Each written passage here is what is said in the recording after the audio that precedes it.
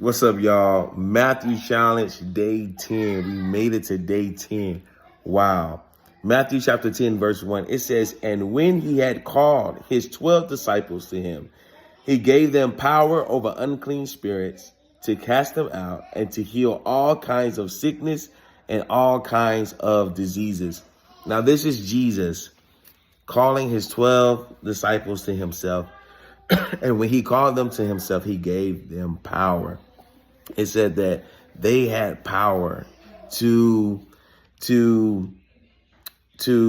they had power over unclean spirits to cast them out and to heal all kinds of sickness and all kinds of diseases. I paused when I read that because I thought about this. I was like, man, this is what Jesus has given them.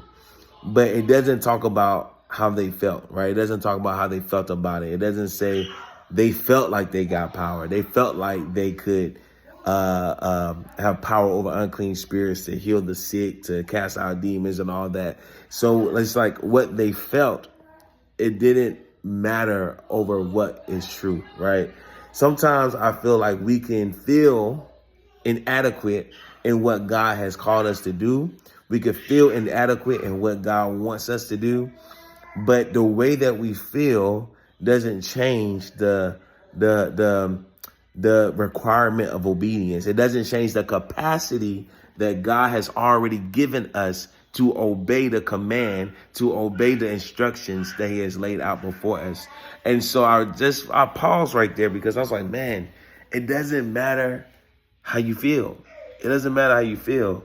Like, just do the assignment.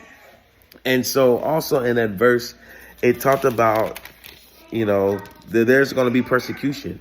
There's going to be persecution because we follow Christ. And, Jesus said that he didn't come to bring peace. Let me see if I can find it.